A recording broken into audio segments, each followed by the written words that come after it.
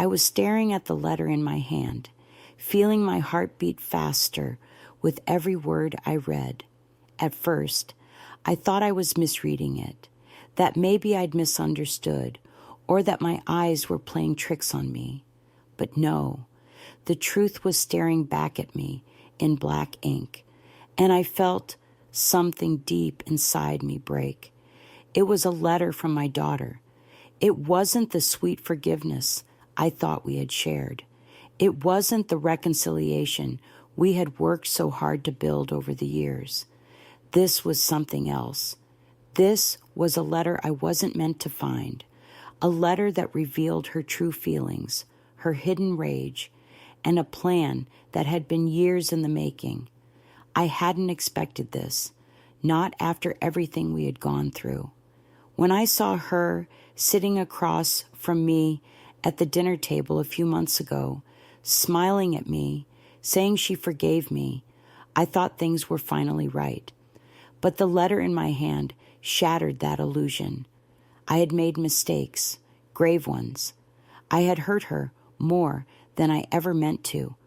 But I never thought she would hold on to that pain for so long, that she would hide it under the surface, behind a mask of polite smiles and quiet nods.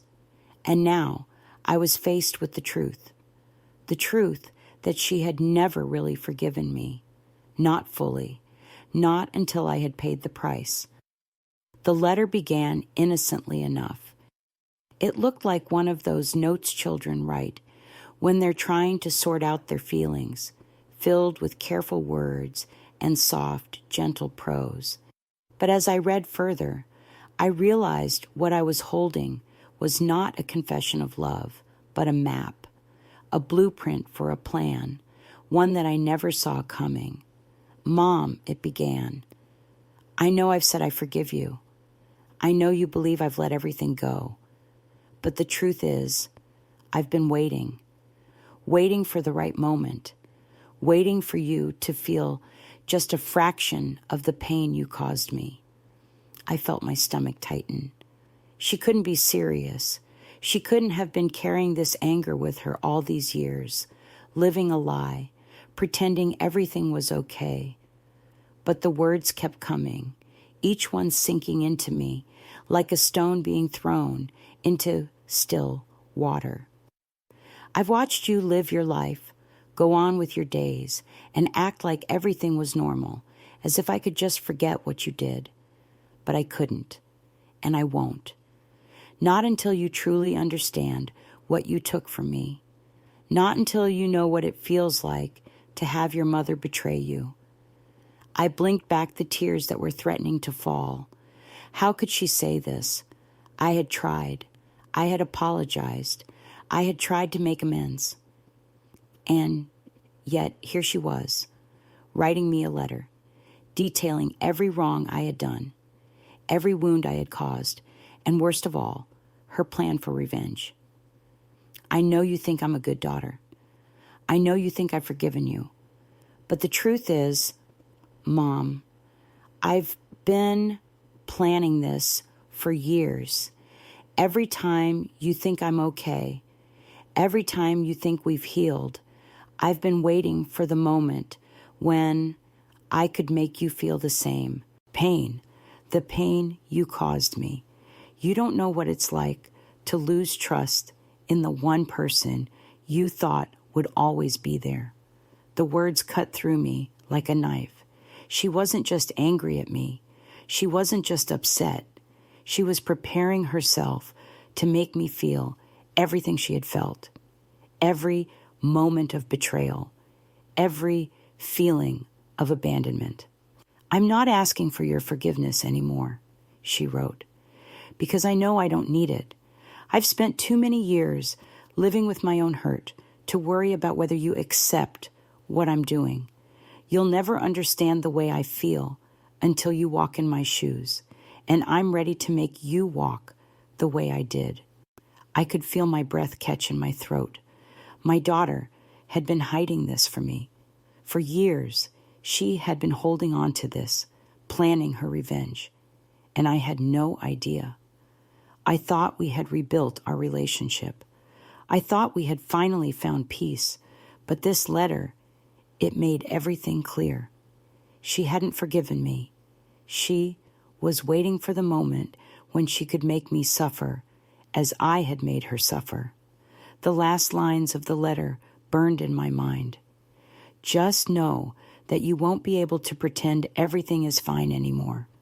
This is my way of making things right. It's time for you to feel the consequences of your actions. I'll make sure of it. I felt the blood rush to my ears. My body felt numb, as if I was reading someone else's story, not my own. This wasn't the woman I'd raised. This wasn't the little girl who once called me every night to say goodnight. She was still my daughter, but she was also someone I had never truly known, the woman who had harbored a deep, unforgiving rage for me. I wanted to cry. I wanted to scream. But what was the point? What could I say that would undo the years of hurt? What could I do to fix what had been broken? I stood up slowly, the letter still in my hand, my mind spinning.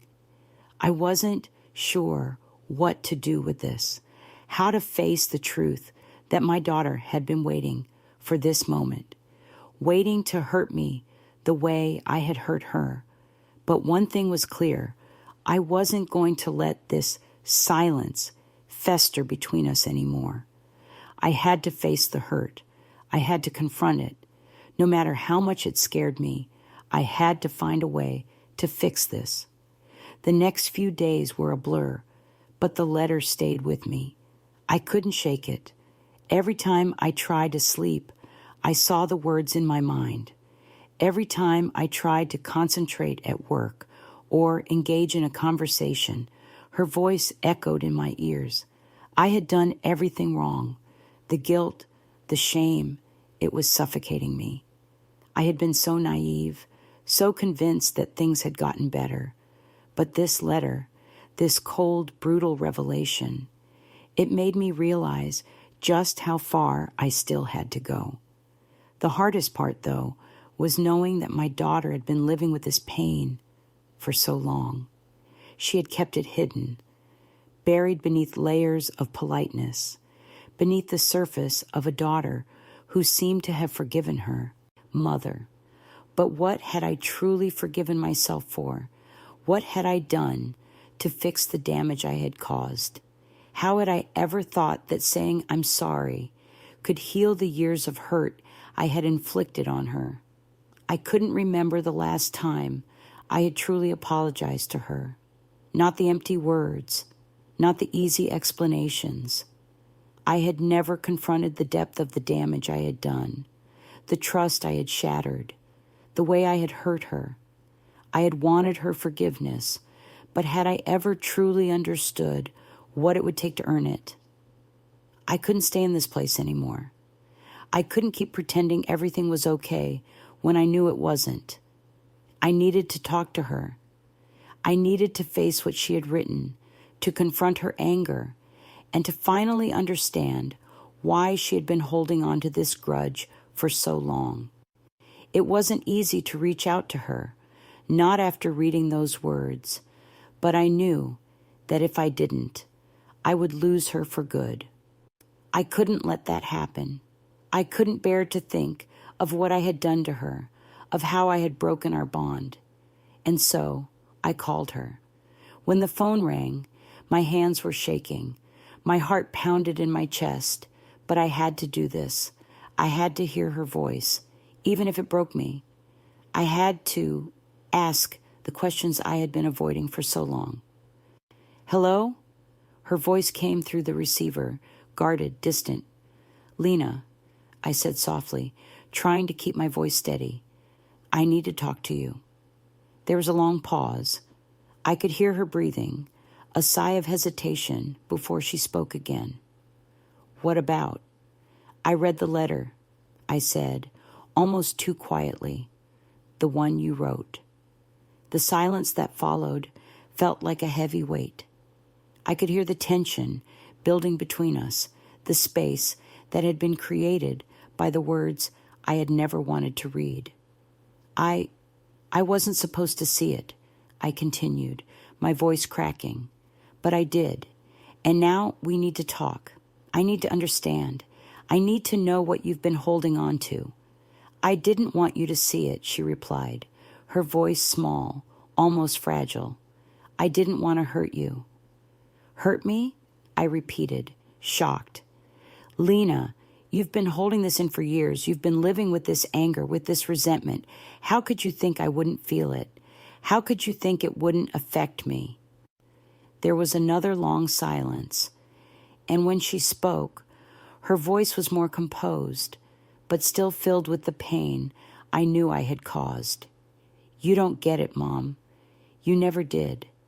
I've spent so much of my life pretending to be okay with everything you did, pretending that I could forgive you, but I couldn't, not really, and I couldn't keep pretending anymore. Her words hit me like a slap, but I deserved it. I had failed her in ways I couldn't even begin to comprehend. I had thought that time would heal everything, that her quiet forgiveness would be enough to fix what I had done. But time had only buried the hurt, not erased it. I never meant to hurt you, Lena, I said, the words feeling empty but sincere. I was a terrible mother. I made mistakes, huge ones, and I wish I could go back and undo all of it, but I can't. All I can do now is ask you to let me try again, to let me show you that I'm sorry, to show you that I see you now, the way I should have seen you all along. You didn't see me, Mom, she said, her voice breaking. You saw what you wanted to see. You never understood what I was going through, what I needed from you. Her words tore at my heart. The truth, raw and painful, was too much to bear. I had never understood. I had never truly listened. All these years, I had assumed that my apologies, my gestures, my love were enough. But they weren't. They had never been enough. I'm sorry, I whispered again, my voice barely audible. I'm so sorry, Lena. I could hear her breathing, the way her chest rose and fell, as if she was holding something back, as if she was still trying to process the years of hurt. I don't know what you want me to say, Mom, she said after a moment, her voice steadier now.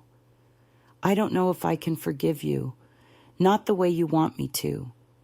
I don't know if I can just let go of all of it. I'm not asking you to forgive me, not yet, I said. I just want you to know that I understand. I know now what I've done to you, and I'm not going to let you carry this pain alone anymore. There was a silence between us then, a long pause that stretched out, filled with all the things we hadn't said, the years of silence, of avoidance, of pretending. Finally, Lena spoke again. I don't know if we can fix this, she said softly, but I want to try. I want to try, Mom, for both of us. I closed my eyes and nodded, feeling the tears sting my eyes. We'll try, Lena, together, one step at a time. The next few weeks felt like walking on fragile ground.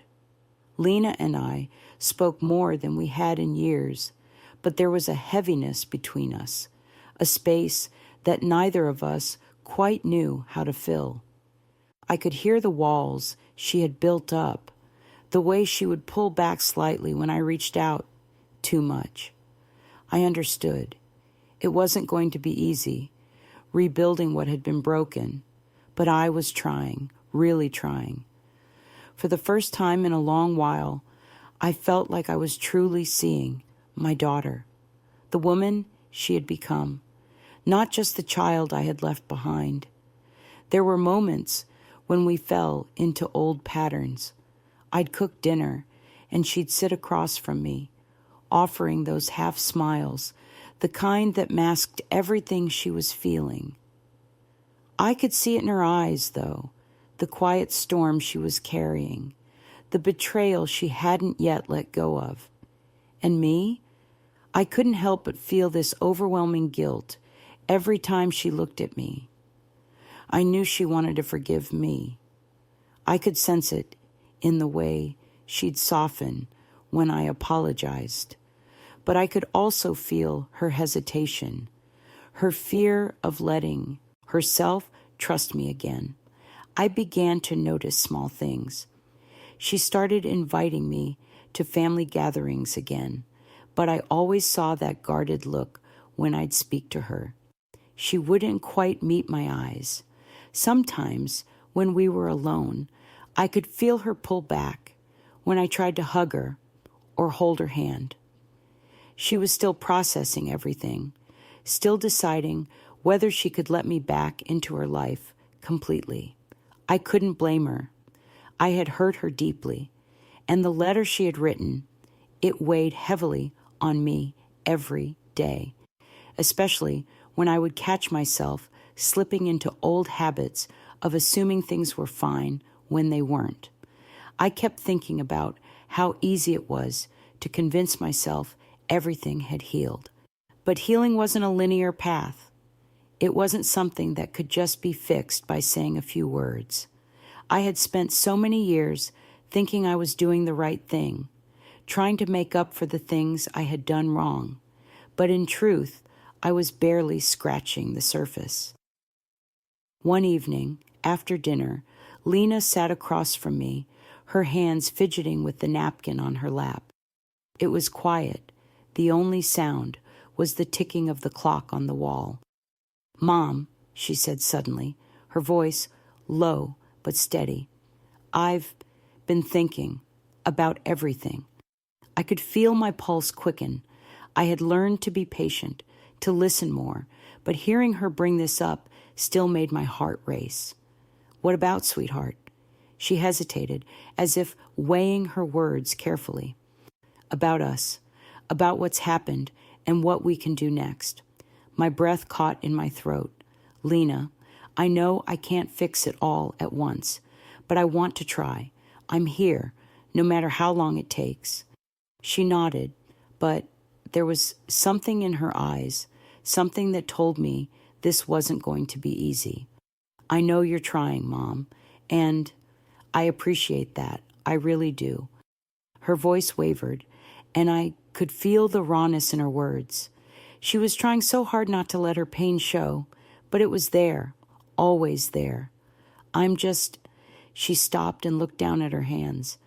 "I'm not sure if I can just forgive and forget, like you want me to." The words hit me harder than I expected. I hadn't realized how much I had been hoping for her forgiveness, truly hoping, not just in an abstract sense, but in a desperate, wanting kind of way. "I'm not asking you to forget, Lena," I said gently. "I just want you to know that I see you, and I'm sorry. I'm so sorry for what I did to you, for how I hurt you."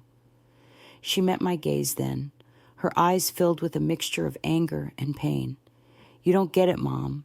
It's not just about the house or the things you did.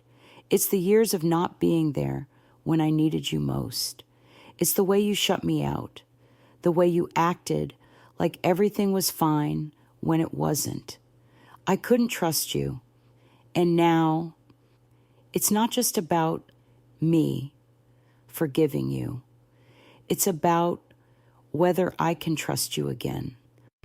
Her words stung, but they were the truth. She had been carrying all of this for years, and I had never once truly understood the weight of it. The house, the mistakes, the way I had prioritized my own fears over her needs. All of that had built up into a wall between us, a wall I had helped create and never bothered to tear down. "I know," I whispered, my throat tight. "And I understand now. I do. I wasn't there for you when you needed me. And I don't expect you to just let it go. I don't expect you to fix things for me." Lena shook her head, her voice shaking now. "I can't fix this, Mom. I can't pretend it's fine. I can't just forgive you for everything you've done, not when you've made me feel like I wasn't enough for you." The pain in her voice was like a knife in my chest. How had I let her feel this way? How had I let her believe that she wasn't enough?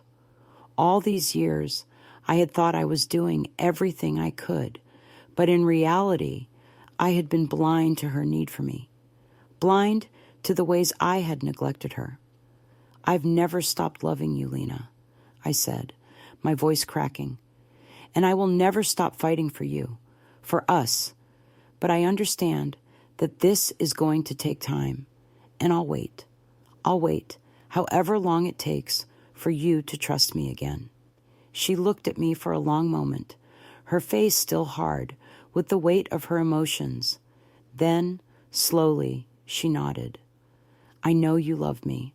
I need more from you, Mom. I need you to show me that you're really here, not just with words, but with actions. Actions I can believe in." I nodded, wiping away the tear that had slipped down my cheek. I will show you." Lena stood up, her chair scraping against the floor. She walked over to me, and for a moment, I thought she might leave without saying anything else. But then she hesitated. Her hands reached out, tentative at first, and then she wrapped her arms around me. "I'm not ready to forgive you yet," she whispered against my shoulder. "But I'm willing to try, Mom. I'll try, if you will." I held her tight, feeling the weight of her words settle between us. It wasn't forgiveness, not yet, but it was a beginning. And for the first time in years, it felt like we had a chance to rebuild something real. The days following our conversation felt like both progress and pain wrapped in one. Lena and I had opened a door to a room neither of us had dared enter for so long. It wasn't perfect, and it wasn't easy, but it was a start. I could feel the distance between us slowly shrinking, but it was still there, hanging like a cloud in the air, silent, heavy, but not impossible to breathe through. Lena came around more often, but there was still a quiet edge to her. She would sit at the kitchen table while I made dinner, or we'd watch a show together, but it was different now. It wasn't the same comfortable silence we once had, but something more uncertain. It was as though she was testing the waters, waiting for me to prove that I was really here, that I was really committed to making things right. And I was trying. God, I was trying. But the weight of everything, the guilt, the feeling that I'd failed her too many times to count, it gnawed at me every moment. I'd catch myself slipping back into old patterns, like when I'd ask her questions I had no right asking, questions that were too personal, too invasive. She'd answer, but there was that subtle defensiveness in her voice, the way she'd pull back from my touch, like she was holding herself at a distance, just in case I hurt her again. And that, more than anything, broke my heart. I could see that she was trying too, but we were both playing this delicate game of trying to heal, while still holding on to the scars. A few weeks passed before I decided to take a more direct approach. I couldn't keep tiptoeing around the pain. I needed to face it head on. I couldn't change what I had done, but I could show Lena that I was willing to make up for it, one step at a time. One evening, as we sat down for dinner, spaghetti and garlic bread, something simple, I decided to speak my truth. "Lena, I've been thinking a lot," I said, my voice steady but quiet. "About everything, about the letter, about everything you've been carrying." She looked up at me, her fork paused midair. Her expression was neutral, but I saw the flicker of curiosity in her eyes. I knew she had been waiting for me to bring it up again. She couldn't keep pretending that we were past it. We weren't. Not yet. I know you said you're not ready to forgive me, I continued, trying to find the words that wouldn't sound like more empty promises. But I need you to know that I'm not asking for that. Not yet. I'm asking for a chance to show you that I can be the mother you need, not the one I thought you needed. Lena set her fork down slowly, then looked at me, her expression unreadable. What does that mean exactly? She asked, her voice quiet but sharp, like she was testing me. I took a breath, trying to steady my nerves. It means that I'm not going to rush you.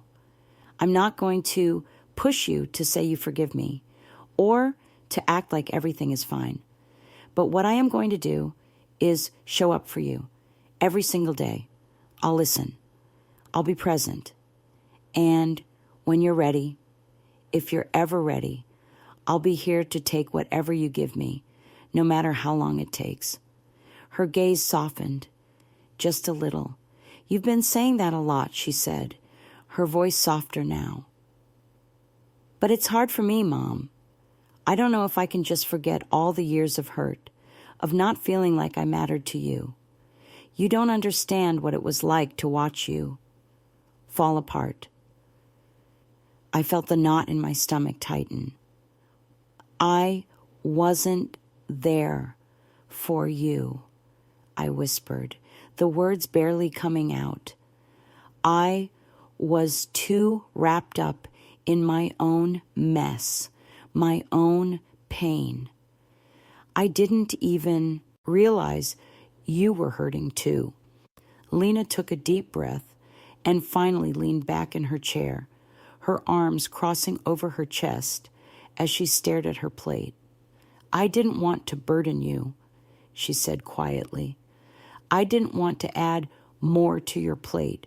You were always dealing with your own stuff, and I thought if I just kept quiet, maybe it would get better. Maybe things would change. I'm so sorry, I said, my voice breaking. I should have noticed. I should have been there. She shook her head, letting out a soft laugh that didn't quite reach her eyes. I didn't make it easy either, she admitted, her voice raw. I pushed you away. I didn't want to be vulnerable because I didn't trust you. And now, even though you're trying, it feels like I'm the one who's failing. I can't just let it go, and I can't just pretend it's all okay. I reached across the table, my hand hovering just above hers. I don't want you to pretend, Lena, I said gently. I don't expect you to just let go of the hurt, but I need you to know that I'm not giving up on us. I'll be patient. I'll be here, even if you need time. I'll give you all the time you need. Her eyes flickered to my hand, and for a moment, I thought she might pull away. But instead, she placed her hand in mine, tentative at first, then with more certainty. She squeezed my fingers, the smallest of gestures, but it felt like the world shifting beneath me. I'm not ready to forgive you, she said, her voice thick with emotion. But I'm willing to try, and I think that's a start. Tears welled in my eyes, but I didn't let them fall. I didn't want her to see me cry again. I didn't want her to think that my tears were just another way of asking for her forgiveness. This wasn't about me. It was about her, about us. Thank you, Lena, I whispered. That's all I can ask for. And I promise you, I'll keep trying. For you, for us. We sat there in silence for a while, our hands still clasped together, the weight of everything between us. But for the first time in so long, I felt a glimmer of hope. It wasn't a guarantee, and I knew we had a long road ahead of us, but we were finally taking the first real step toward healing. And that was enough. The following weeks were a mix of small steps forward and moments where it felt like we were back at square one. Lena and I started having deeper conversations, and I found myself saying things I had never said before, things I had buried under years of guilt and shame. I told her stories from my past, the ones I had never shared with her, the ones that explained why I had been the way I had. I told her about the things I had struggled with, the insecurities I had hidden, the mistakes I had made before she was even born. It was awkward at first, these moments of vulnerability, but it felt like we were starting to strip away the layers we had built between us. And I was learning something new each time we spoke, about her, about myself, and about the way our relationship had been shaped by unspoken truths. One afternoon, Lena called me, asking if we could meet for coffee. I hadn't expected it. The last time we had sat down together, it had been a long conversation filled with hard truths, but this invitation felt different. It felt like a bridge. We met at the same cafe we used to go to when she was younger, when things felt easier, lighter. The place hadn't changed, still the same cozy, familiar corners, the same smell of coffee and cinnamon in the air. I sat across from her, watching as she stirred her drink, her eyes focused on the table like she was gathering her thoughts before speaking. "I've been thinking," she said, her voice quieter than usual, "about everything you've told me, about your mistakes, about what you've shared, and I think I need to be honest with you too." My heart skipped a beat. I wasn't sure if I was ready for more honesty, for more truths that would hurt, but I knew it was coming. The past had a way of surfacing, and if I wanted to heal, I had to be open to whatever she needed to say. "Lena, you don't have to say anything you're not ready to," I said gently. "But if you need to tell me, I'm here." She looked up at me then, her eyes full of emotion. "I'm not sure when it happened, but at some point, I stopped trusting you," she began, her voice catching in her throat. "I stopped trusting that you were there for me, not just physically, but emotionally. You were always so wrapped up in your own problems, and I understand now that it wasn't your fault, that you were struggling too, but it hurt, Mom. I needed you, and you weren't there." The words hit me like a punch to the gut.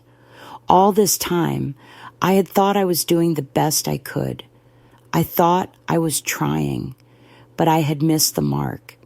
I had been so focused on my own pain, my own distractions, that I had failed her in the one way she needed me the most. "I wasn't there for you," I whispered, feeling the weight of those words like a stone sinking deep into my chest. "I see that now, and I'm so sorry, Lena. I can't undo the past, but I promise I'll be here now. I won't let you down again." She nodded, her lips pressed together in a tight line. "I don't know if I can believe that yet," she said softly, her eyes glistening. "But I want to try too. I'm tired of carrying this around, Mom. I'm tired of pretending I'm fine." The vulnerability in her words made something inside me shift. It wasn't easy for her to admit that. It wasn't easy for either of us to admit how much damage had been done, how much time had been lost. But it was a step, one that I had been waiting for.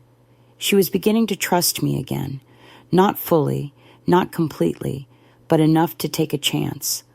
"I'm not asking you to forgive me today," I said, my voice thick with emotion. "I know that it's going to take time, but I want you to know I'm ready to be the mom you need. I'm ready to rebuild what we've lost, piece by piece." Lena stared at me for a long moment, and for the first time in years, I felt like we were truly seeing each other. Not as mother and daughter, but as two people who had been hurt, who had been carrying wounds that neither had the words to express. But now we did. And that was something I hadn't thought was possible. I think we're both ready, Lena said, a small smile breaking through the tension. To try. We spent the rest of the afternoon talking, not about the past, but about the present.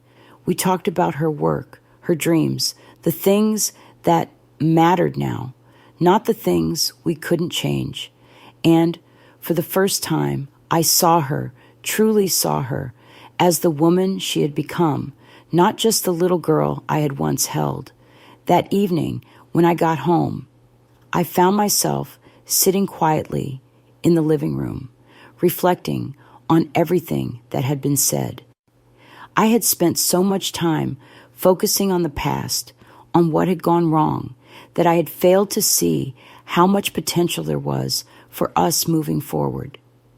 I wasn't expecting everything to be fixed in one conversation, but it felt like a fresh start, a new beginning, one that came with its own set of challenges, but also with hope. I still had a long way to go. I knew that. Lena wasn't ready to forgive me completely, and maybe she never would be. But at least now we were talking, we were listening, and that in itself felt like a victory. I wasn't sure what the future held, but for the first time in a long time, I believed that we could rebuild, slowly, gently, one conversation at a time. The weeks following that conversation were a quiet kind of progress. I couldn't say things had magically changed overnight. There were still moments of silence, still times when Lena would withdraw into herself, but it wasn't the same silence that used to hang over us. It wasn't the painful, suffocating silence of two people pretending everything was fine. No, this silence felt different. It felt like something was being rebuilt, brick by brick, even if neither of us could see the whole picture yet. I started making small changes, subtle ones at first. Instead of waiting for Lena to come to me, I'd check in with her more often. I'd ask her how her day was, what she was thinking, even if it was something trivial. I needed her to know that I was there for her, that I wasn't going anywhere. Slowly, I began to see a shift in her. She started opening up more, sharing things with me, things she hadn't before. It was like she was testing the waters, seeing if I would keep showing up, if I would keep being present. It wasn't always easy. There were times when I would say the wrong thing, or when I would ask too many questions, pushing too hard. I could see the hesitation in her eyes when I crossed that invisible line, but I learned to pull back. I couldn't rush her. I had spent so many years rushing to fix things, rushing to make everything right. But that wasn't the way forward anymore. I had to learn patience, to let Lena take the lead on how fast we moved. One afternoon, about a month after our conversation, I was sitting on the couch reading a book when I heard Lena's voice from the kitchen. "Hey, Mom, can I talk to you about something?" I looked up, surprised. She'd been quiet all morning, and it was rare that she initiated conversations like this. "Of course, sweetheart. What's on your mind?" Lena walked into the living room, holding a cup of tea in her hands. She looked at me for a moment, like she was unsure whether to continue. But then she sat down beside me. "I've been thinking about a lot of things," she began, her voice quiet but steady, "about us and how far we've come, and I've been thinking about the letter. I know I said I wasn't ready to forgive you, and I wasn't sure if I could ever truly forgive you, but I think I'm ready to try." My heart skipped a beat. The words I had been waiting to hear, but hadn't dared to hope for, were finally coming. "Lena," I started, but she raised her hand, cutting me off. "I'm not saying everything's perfect," she continued, her gaze focused on the cup of tea in her hands. "I don't think I'll ever forget everything you did. I don't think I'll ever be able to erase the hurt, but I'm willing to start again. I'm willing to give us a chance." I swallowed hard, my throat tight with emotion. This was the moment I had feared, but also hoped for. The moment where I had to come face to face with the reality that I couldn't change the past. But what I could do was work to rebuild our future. Lena wasn't asking for perfection, and she wasn't asking for an instant resolution. She was asking for time, and she was offering me the chance to earn back her trust. "I'm so proud of you, Lena," I said softly, my voice thick with emotion. "You don't have to forgive me today. You don't even have to forgive me tomorrow, but I'm here, and I'll keep showing up. I'll keep proving to you that I'm not going anywhere." She nodded, her eyes finally meeting mine. "I know, and I'm not expecting it to be easy, but I think I'm finally ready to stop letting the past control everything. It's time for us to move forward together." I felt a wave of relief wash over me, but it wasn't a simple relief. It was mixed with a deep, painful acknowledgement of everything we had been through, everything we had lost. But it was also a relief that came with hope. Hope that, despite the pain and the mistakes, there was still room for healing, room for forgiveness in its own time. The following weeks were a delicate dance between the two of us. I would see moments of warmth, moments where Lena would allow herself to be vulnerable again, to lean into the possibility of us becoming a family again. But there were also times when she would retreat into herself, pulling away, needing space. And each time that happened, I would give her that space, not out of fear, but out of respect. Respect for her journey, for her healing process. One night, I came home from work to find Lena sitting on the porch, looking out at the fading sunset.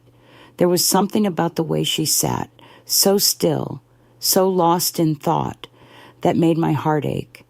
She looked up when she heard me approach, and I saw a small, hesitant smile tug at the corner of her lips. "Hey," she said softly, "I've been thinking about us, about everything." I sat down beside her, not saying anything, just letting her speak when she was ready. "I think I've been holding on to a lot of anger," she said, her voice quiet but firm. "I don't know why. Maybe it's because I didn't want to seem weak, or maybe I was afraid of what forgiveness would mean. But I think I'm ready to let go of some of it." Her words felt like a weight lifting off my shoulders. It wasn't forgiveness yet, but it was something deeper, something real, something that had been growing between us, even when I didn't see it. "You don't have to do anything you're not ready to," I said gently. "You don't have to forgive me right now, but I want you to know I'm here, for you, for whatever you need." Lena nodded, her eyes distant for a moment. Then she turned to me, her gaze steady. "I know, and I'm going to keep trying too. I think we can figure this out, together."